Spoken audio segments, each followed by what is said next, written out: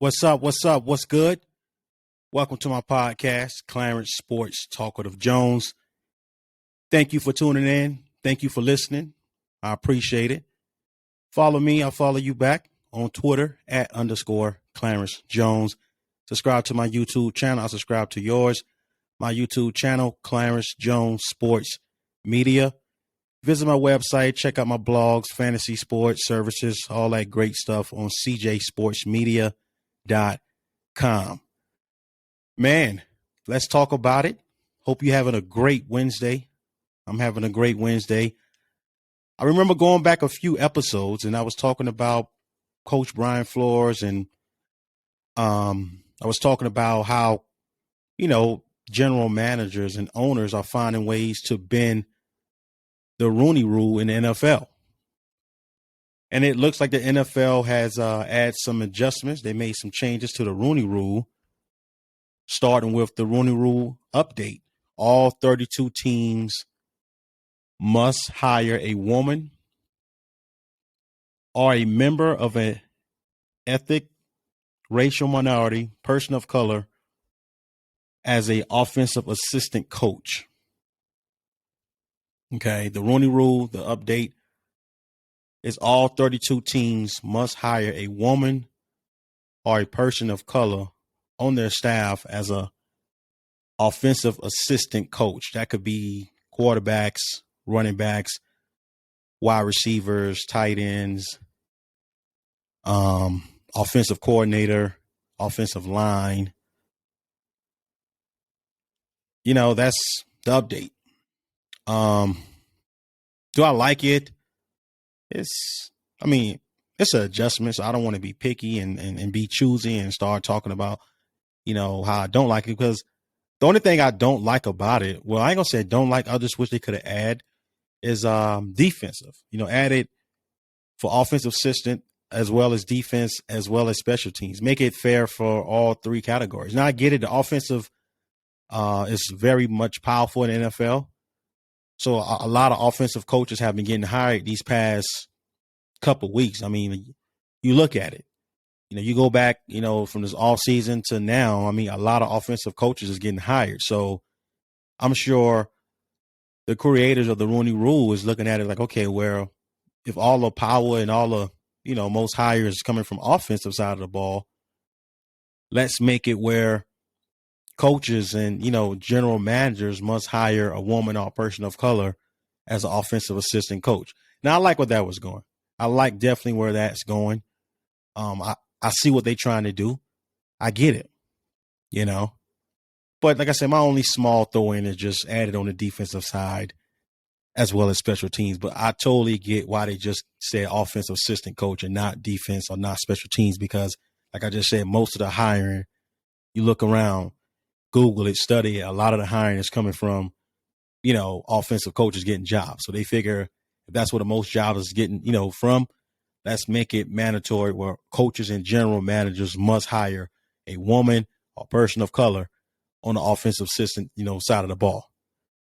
So overall, I like it. Like I said, can I throw in my 2 cents? Sure. With the defense and special teams, I'm sure you can throw in your 2 cents. But for the most part, I see where they're going with this, and I like it. And I think this could possibly, open some doors for some coaches to get some opportunities to display what they can do and have coaches get opportunities. Black coaches, female coaches get promotion. So I like this because I was getting fed up just going back with the whole Brian Flores situation and, knowing that, man, these general managers, some of these head coaches finding ways to bend the Rooney Rule. And I believe the NFL pick up off that. They understood that. They see where that was going. And this is why they throw that adjustment in place.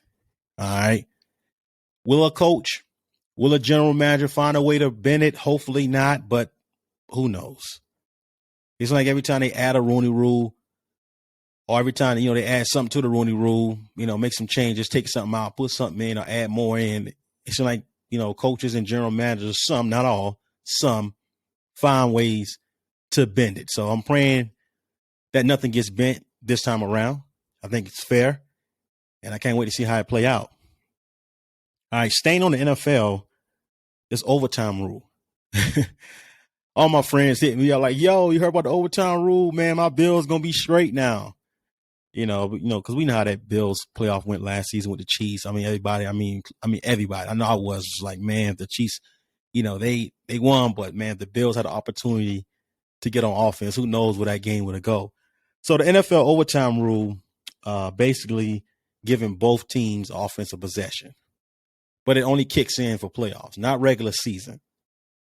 Okay, this overtime rule that was put in by the NFL, all the owners voted, coaches voted. I'm not sure who coaches are owners, but somebody from each 32 club team voted, maybe owners, and coaches probably too, wanted that change, where both teams can get a chance to, get the ball on offense. My only my 2 cents on this one is, and you probably have thought about this, I haven't thought about this, but my only say so is I wish it could account for regular season too. I mean, what happens when it's week 16 NFL, week 17 NFL, and two teams that must win to make the playoffs playing each other, okay? And it goes down to overtime, and that coin flip can really make a difference. And that's the other team, who knows? Let's say Green Bay and Vikings. I don't know. I'm just throwing some numbers, throwing some teams out. Okay. Green Bay, Vikings, Chargers, Patriots. Okay. Let's say it's week 16, week 17, week 15, week 14, and it goes down to the coin flip. Patriots get the ball first. Packers get the ball first, blah, blah, blah. Packers win. Patriots win. Patriots in the playoffs, Packers in the playoffs, but Chargers and Vikings not, because they didn't get the opportunity to get that offensive possession. So, I mean, yeah, it's good that this rule, has been put in place, but it still should have went for regular season too. So if I'm the owners, if I'm the coaches, I'm pushing for regular season and postseason. All right. I don't just want this just for playoffs. I want it for regular season too, because like I said, and you know how the NFL set these week 17 matchups and sometimes week 16 matchups. These matchups go down to division rivals: Saints, Falcons, Panthers, Bucks, Patriots, Jets, Dolphins, Patriots. I mean, you get how the NFL do these, pay close attention to the NFL week 15 and week 16 and week 17 matchups. They normally do it like week 16, week 17. From what I noticed last season, it's a lot of division rivals. And a lot of, playoff berths is on the line. That's still regular season. And these games bound to go to overtime. They go to overtime. Your team don't win the coin flip. Your team lose because your team didn't have the opportunity to get that offensive possession. Your team don't make the playoffs. So as happy that we feel today and, celebrate, hey, man, this is what we wanted, I still don't think it's 100% celebration because we're not getting in the regular season. We're not getting it in the regular season. That's my only say. Like I said, I don't want to be picky, man. This is change. This is good. Like I said, we all was pretty much disappointed. Some of us was pissed off. I know Bills fans was pissed when, you couldn't get that offensive possession because you almost certain know that, hey, man, Josh Allen was going to lead the Bills to a touchdown if he would have got the ball back. I mean, that game was so great. I was like, man, NFL, damn the rules. Just bend it right now. Bend it right now. Make the announcement, hey, Bills will get the possession. I mean, because that game was great last, playoffs, man. I mean, that was a classic. Mahomes and Allen went at it. All right. But the Chiefs won the coin toss, and that was it. So that's my only thing. Like I said, yes, I'm happy it's in the playoffs, but man, what if it was in the regular season and playoffs? Maybe that's something they can push for next season to get it in the regular season too, because these week 5 game matters. These week 7 game matters. Week 9, week 10, week 3 games matters. Some games can come back and haunt you, especially if you lose them in overtime and, you lost the coin, flip and, you wasn't able to get the ball back. So when I heard the news yesterday, I was happy, but I was like, damn. They should have got it for playoffs and regular season and playoffs. All right. So, now it's just playoffs and Super Bowl basically and not regular season. And for a fact, them week 17 and week 16 games will go down, possibility to overtime. Somebody going to go overtime. AFC matchup, NFC matchup, division rival, somebody bound to go to overtime. Some team bound to lose the coin flip. And when they lose the coin flip, that other team that won the coin flip going to win. So if it could have gotten a regular season too, we got to, win, win, win. You know what I'm saying? Because we got Super Bowl, we got regular season, playoffs, and Super Bowl. So it's just basically a win-win, not a triple win. Triple win would have been adding the regular season one in. But we see how this play out. At the end of the day, like I said, it's good. At least we know we're not going to get in the regular season, but we will get it in the playoffs. All right. It's guaranteed that we will get it in the playoffs. So, if you're an NFL fan like me, let's be thankful for that. Because they could have not made no changes at all. And we'd have been looking at each other like, huh? So you didn't see that classic Bills and Chiefs matchup where Josh Allen and the Bills was able to get the ball back? You know what I'm saying? All right, man. Kyrie Irving, New York City, the vaccine mandate has ended. And if you're a Brooklyn Net fan, I'm sure you celebrating and you happy right now because you got Kyrie. Okay. Look, I'm happy Kyrie is back fully. This mandate no longer matters as of now. So we get to see a full KD and Kyrie. I mean, there's a need to act up. Hey, man, why the Nets look, why they eighth in the West. Eighth in the East. Why they, at the bottom in the East. I mean, why? Because Kyrie Irving didn't got the vaccine. Okay.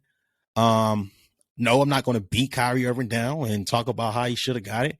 All I know is this could be tricky. I mean, right now, the mandate has been lifted. Okay. The mandate is ended. Okay. Athletes that's in the New York area, that play in the New York area can play at home games without getting the vaccine. But what happens in the next 2-3 weeks or the next month or so? For example, NBA playoff starts in about 2 weeks. What happens when it goes? I mean, who knows what can happen? I mean, things can change at the bottom of the second. I mean, things can change. Things can change, man. And Kyrie and Yankees and Mets. I mean, all the New York teams, can be suffering from this. From not teams, but players that's on them teams that don't have the vaccine shot. What happens if I think it's the governor, right, that makes the call? If something just changed. Oh, you got to go back to just only playing road games now, or road baseball games now, road basketball games now, road hockey games. I mean, what happens? So if I'm Kyrie Irving and many other New York players, New York athletes that play, close to the area, I'm just going to get my vaccine shot just in case. I mean, yes, it's ended now, but what happens? I mean, something can change in the next 3 weeks. I don't want it to. I want to see Kyrie Irving and KD run the show. A full, healthy Brooklyn Nets squad. I'm not sure what Ben Simmons is going to come back, but I don't want Brooklyn to get messed up and get knocked out in the playoffs because Kyrie only got to play road games. So I'm hoping, yes, it's ended, and I'm hoping that it stays that way.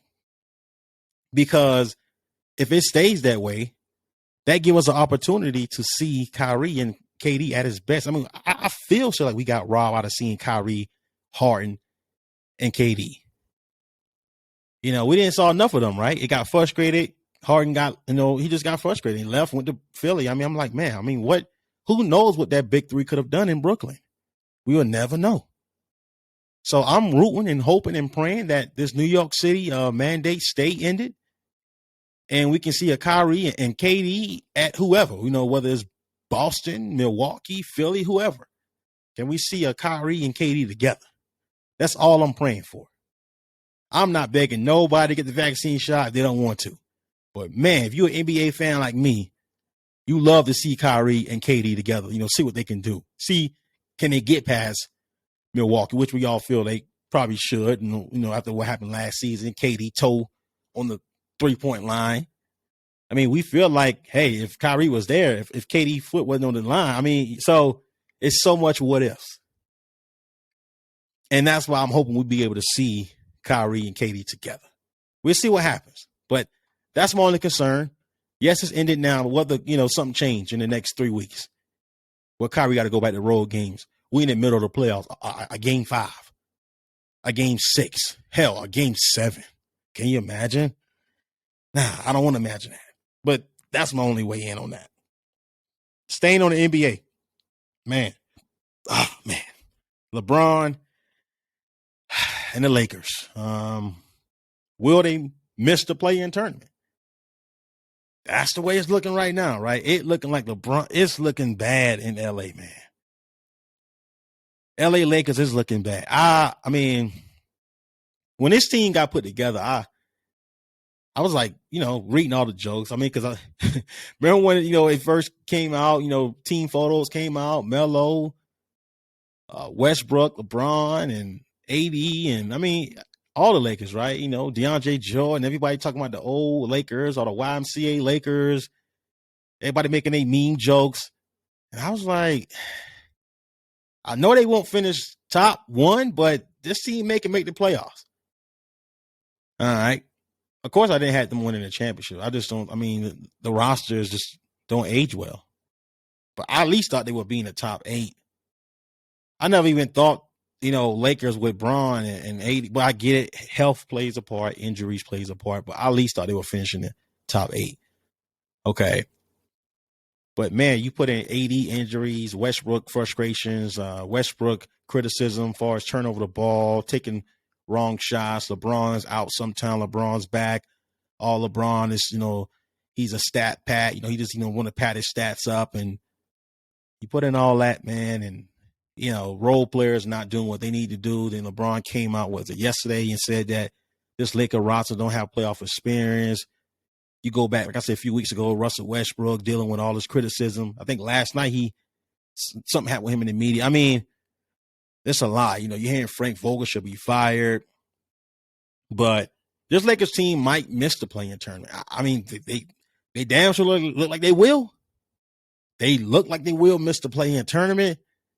But this is why it all goes back to when LeBron first made his announcement that he was going to L.A. I was like not in on that. I was like, why? Why don't you stay in Cleveland? Stay in the East. I think LeBron got bothered by people talking about what he can't do in the West. Oh, it's easy in the East. Oh, he ain't playing nobody. It's easy. It's a cakewalk to the finals, blah, blah, blah. I think LeBron took all that and said, I'm going to make a big move. As much as some of us want to joke about it and say, oh, he went to Lakers, he went to LA for the movies, or he settled in. He don't care about winning a championship. We really can't say that because he won a championship in 2020. Now, people is not going to give LeBron and Lakers their credit. I am, because a championship is a championship. Okay. I'm an Indiana Pacers fan. We ain't making the playoff this season. But if we could have somehow found a way to win an NBA Finals in the bubble in 2020, I would have been proud. Just like how you would have been proud. Whoever your team is. You wouldn't have been saying, oh, my team got a Mickey Mouse championship. Stop it. Okay? If it was your team that had won that bubble championship, you would not have been calling that championship a Mickey Mouse championship or Mickey Mouse ring. Stop lying to yourself. You're lying. You'd have been out here celebrating with your championship shirt on, with your championship hat, your DVD, and you would have been bragging in the barbershop or the barbecues or, with your home girls or your home boys, your family and friends. You would have been bragging about y'all won a chip. So let's stop talking about Lakers and, the championship wasn't real, or like, do we count that? Yes, we watch it, right? We did watch that NBA Finals in the bubble, right? We watched all games, right? It counted.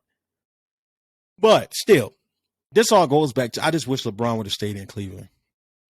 I didn't see why he was going to LA for, and I get it, AD was coming along, but I just didn't like that move. But they did got a championship out of it. So I can't say LeBron was wrong for going to LA, because he did, he promised the Lakers a championship. I think he did, right? Well, if he didn't promise, he got you one. He got you one, Laker fans. He got your championship, and that's all that matters. But now, man, this Lakers team is awful. Age, injuries, chemistry's not there. Certain players don't fit. Some can make the argument and say, hey, is Frank Vogel the problem? LeBron injuries, but he's still packing his stats, but he has injuries. Russell Westbrook, AD, Melo, don't play defense. I mean, it's so much criticism, and it looked bad right now. They might miss a play-in tournament, But even if they do make it, they more than likely going to be playing a Phoenix Suns in the first round. And you know what time that is. That's first round exit. Okay. That's first round exit. Lakers going home. That's the way I see it. So regardless whether they make the play-in tournament, they going home first round. They ain't beating the Suns. Okay. Man, it's going to be curious to see what happens for the Lakers offseason. I mean, I don't know what's going to happen. Will LeBron somehow request a trade? Will Westbrook be moved with 80? I mean, I'm hearing 80 name tied to the Celtics right now, literally. I'm like, huh? The Lakers can move on from 80? What? Real talk? Get out of here. But that's what I'm hearing.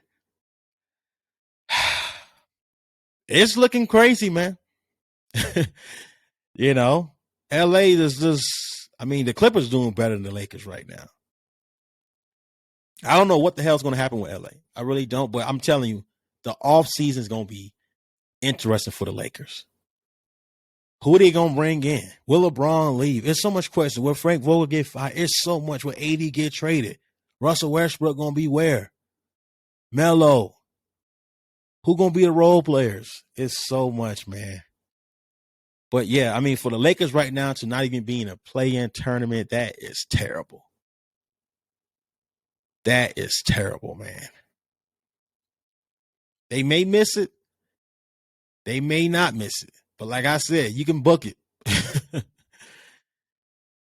Whether they make the playoffs or not. If they do make it, they ain't beating the Suns in the first round. They going home either way. It's going to be a disappointing season like last season, Laker fans. I'm sorry to tell you that. It's going to be another disappointing season like how it was last season. Guys going home first round exit. This Lakers team been a mess from the jump. All the YMCA meme jokes and the old man Lakers, all the pictures on social media. Everybody got LeBron and Russell Westbrook and AD and Carmelo Anthony all looking old with gray beards, wrinkled skin, and gray hair. All that has paid off because they were right. The people on social media that's making these memes and jokes were right. This is an old Lakers team that wasn't going to make the playoffs. If they do, they going home early. They ain't even going to be able to even sniff a championship. They ain't even going to be able to make a Western Conference Finals. This is bad. Off season for the Lakers is going to be very interesting. Almost most interesting than who won the NBA championship. It's that bad. Man. Women's and men's March Madness tournament. We in the Final Four right now for both women and men. I'm excited. My South Carolina Gamecocks, okay, going at it against the Louisville Cardinals on Friday. And UConn and Stanford going after us. All right, it's Final Four for women's, matchup. And we got some great teams in this Final Four for the women's, man. I mean, Louisville 1 seed. My Gamecocks are 1 seed. UConn a 2 seed, but don't sleep on them. You see what they did to NC State. Oh, my gosh. I feel bad for NC State. The argument could have been made. NC State should have won that game. But if this wouldn't have happened, if they would have did this, you know what I'm saying? Then you got Stanford, the number 1 seed. Stanford make me nervous. I mean, that team is, man, they great. They great. Haley Jones and the crew, they great. Great. But what I can say is I'm excited that my Gamecocks don't have to go through UConn and Stanford. I mean, can you imagine, Gamecock fans, if we would have to play UConn or Stanford or Louisville in the Elite Eight, then mess around and play, another set of them in the Final Four? That would have been crazy.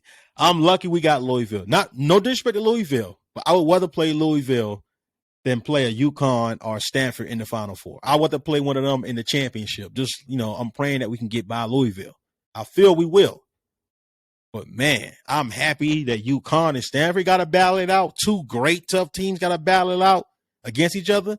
And then, hopefully, we get by Louisville. We get to play either UConn or Stanford. Not, us happen to go through Stanford to get to the Final Four, or us happen to go through UConn to get to the Final Four. I would rather go through Louisville. Like I said, this is no disrespect to Louisville. All right. But I'm sure Louisville fans won't see it that way. Oh, Clarence, man, you don't believe in us? It ain't that. It just, UConn and Stanford is like, man, that's 2 Two monsters going at it. I mean, two beasts going at it. All right. Louisville, I get it, they're 1 seed, but Gamecock Nation, I'm just saying, I feel more comfortable in the Final Four against Louisville than a UConn or Stanford. I rather UConn and Stanford fight it out, and we get the winner. All right. But of course, I'm going with my Gamecocks to beat Louisville. Whether it's UConn or Stanford in the Final Four, as far as for the championship, Final Two, I feel we can beat any team in this Final Four. We got any of the 3 teams that's left. Total 4 teams left. My Gamecocks, but I feel we can beat a Louisville. We can beat a UConn. We can beat a Stanford. I'm confident. I'm just happy we don't have to play a UConn or Stanford to get to the championship. All right, but I know Louisville fans don't want to hear it. Hey, man, we're going to show you something, Clarence. You keep disrespecting us. Nah, it ain't that. Promise you it ain't that. Men's. All right, this is going to be a good one. Men's Final Four. Villanova, Kansas, North Carolina, and Duke. Coach K and the Duke Blue Devils is on the grind, man. That Duke team look like an NBA team. They is on the grind. Coach K got them looking good. The Tar Heels looking good also. They're a 2 seed. No, Tar Heels are 8th seed. Villanova 2 seed. Kansas a 1 seed. And Duke is a 2 seed. Yeah, Duke 2 seed, North Carolina 8 seed, Villanova 2, Kansas 1. There's going to be some great games. I know Villanova dealing with a key injury. I think it's their guard, right? I believe. But I still think Coach Jay Wright and the Villanova Wildcats can get the job done. I picked Villanova to win the men's bracket, and I picked my Gamecocks to win the women's bracket, and I think that's the way it's going to be. All right, I think it's going to be a tough game for Villanova. Kansas is going to – I mean, this may even go to overtime. Okay, it's going to be tough, but I like Villanova to pull off the upset. Yes, I'm calling it an upset only because they're dealing with an injury, a very important injury. They're not going to have one of their best players. And on top of that, Kansas is a 1 seed. So if Villanova do get by Kansas, I mean, we can say it's an upset. Not really, but I'm looking at it as they don't have one of their best players due to injury. I still like Villanova in this matchup. North Carolina and Duke. Man, I thought it was crazy to realize, that this is the first time that Duke and North Carolina have played each other in the NCAA tournament. I was like, no way. No way I'm hearing this right. Really? This is the first time they played each other in the NCAA tournament? Wow. That is historic. This is going to be a great game. I see this one going to overtime too. Man, who I'm going with to win this one? Man, this is going to be tough. Because the Tar Heels, they beat Duke, was it back in January? Or February. They beat Duke. Okay, it was Coach K's last home game.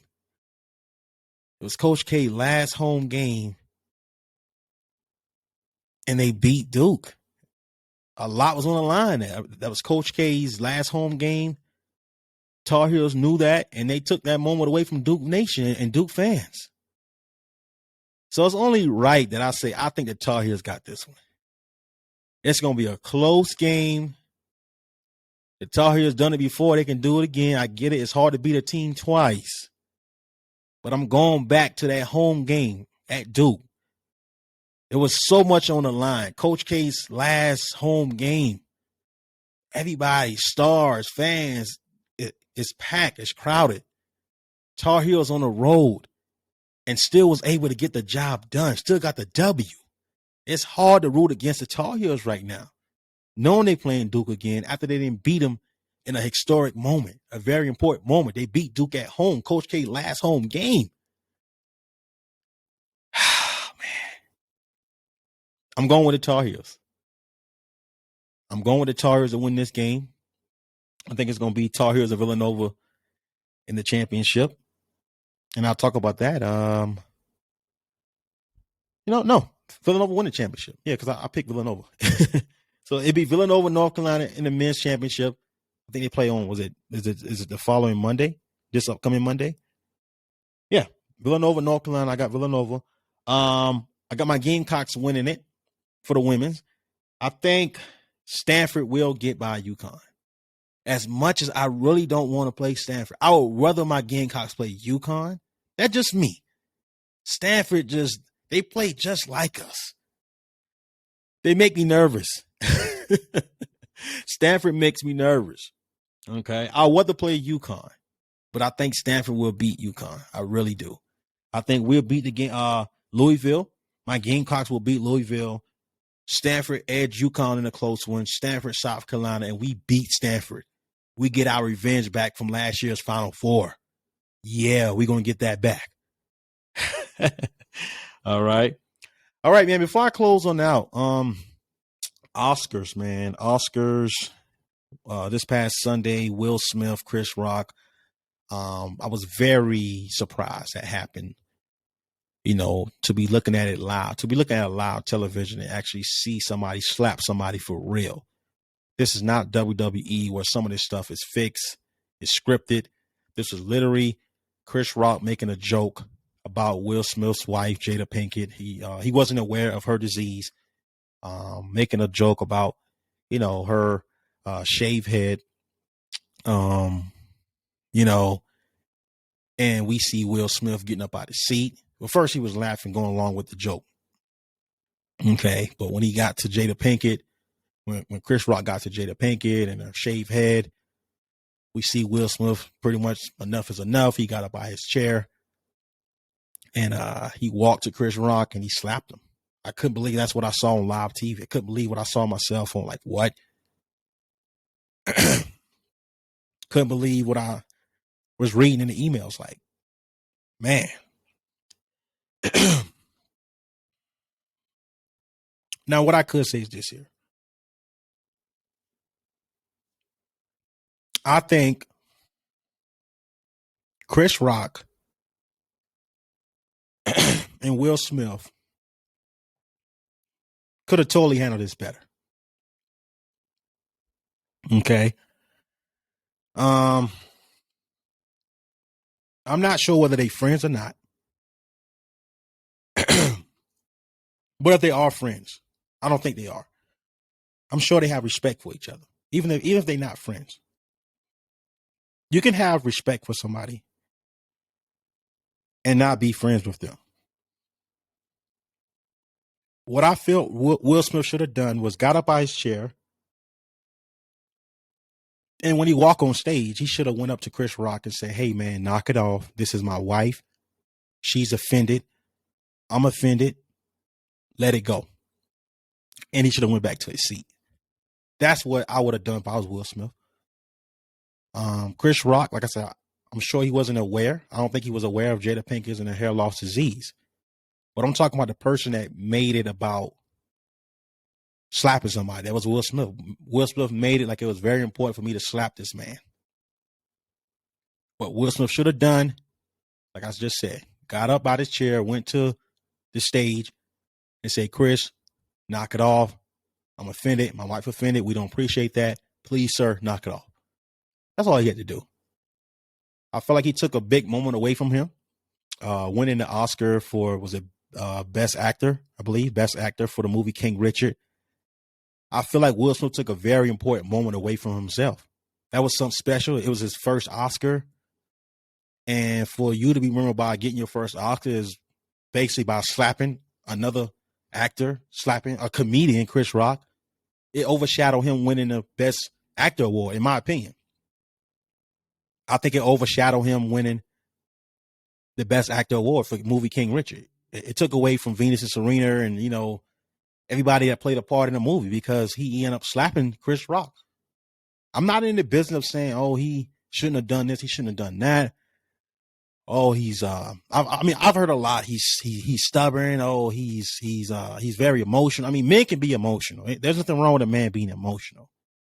It happened. I mean, we can all say what we wish he would have done and what if, or he shouldn't have did this, but don't act like you're not emotional. Don't act like you're not offended by things that people say about you or people may say about people that you love. Don't act like you're not. Will Smith not perfect. He's human.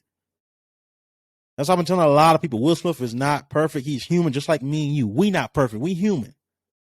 You heard me just coughing on the air right now, trying to clear my throat because my voice is dry. Okay, I don't have a bottle of water by my side, so You hear me clearing my throat. All right, but I'm still talking to you live on camera. I'm letting it roll. I mean, nobody's perfect. Things happen. We got to keep going. And all Will Smith can do from this is learn from this. But how I would have handled it, I would have walked up to the stage, okay, and say, Chris Rock, please, sir, can you please knock it off? This is my wife. I'm offended. She's offended. We don't appreciate that. I went back to my seat. I just hate that Will Smith took a very important moment away from himself. This is, I mean, some of our best actors and actresses that we watch on television and movies never get an Oscar. This was Will Smith's first Oscar, and it got overshadowed by him slapping Chris Rock. That's my thing, man. This is your first Oscar. You may not get another one. They may take your Oscar away. They may not invite you back because of what you did. Man, like I said, part of me don't blame Will Smith. This is his wife. You know, us men, we got to protect our wives. We got to protect our families. But then I'm on Chris Rock's side too. Like, well, Chris Rock is a comedian and he didn't know about Jada Pinkett's hair loss. So I'm on Will Smith and Chris Rock's side. I just wish both men could have handled it where we didn't see anybody getting slapped. All I could think of was maybe Will Smith should have just went up to the stage, like I said, and say, hey, man, Chris, can you please knock it off? My wife is offended. I'm offended. And going back to the seat. It took away from his great achievement. It took away from everybody that played a part in King Richard. This was Will Smith's first Oscar, and we all thought, man, he should have been got an Oscar. You know, Pursuit of Happiness, Ali. But no, his first Oscar came from King Richard, and this is what went down. This is what overshadowed his Oscar. This is what overshadowed King Richard. Man, bad look. I wish he would have apologized to Chris Rock. I wish he would apologize to Chris Rock, you know, when he did make his apology to everybody on stage, you know, to the Academy. He should have said, Chris Rock, you know, eye to eye, you know, man to man, hey, I apologize. I've heard he did apologize like yesterday, but I'm talking about in the moment. On Sunday, when he got the award, he said he apologized. He should have called out Chris Rock's name. Maybe call him up on stage, give him a hug, a handshake. We brothers, man. Let's not promote violence. That's how I would have done it. All right. But yeah, that's my take on that. I understand why both men did what they did. You know, Chris Rock is a comedian. You know, he wasn't aware of Jada Pinkett's, her hair loss disease. Will Smith, Jada Pinkett is his wife. Okay. Jada Pinkett Smith is his wife. And, you know, we men, you know, we got to protect our loved ones, our family, and our wives. So, like I said, I'm on both men's side. I just wish it could have went down a different way than what we saw on Sunday. All right, man, that's all I got. Follow me. I'll follow you back on Twitter @ Clarence Jones. Subscribe to my YouTube channel, Clarence Jones Sports Media. I subscribe to yours. Visit my website, cjsportsmedia.com. Have a great day. Have a great week. Enjoy March Madness, women's and men. Go South Carolina Gamecocks. I'm excited. Have a great day. Peace.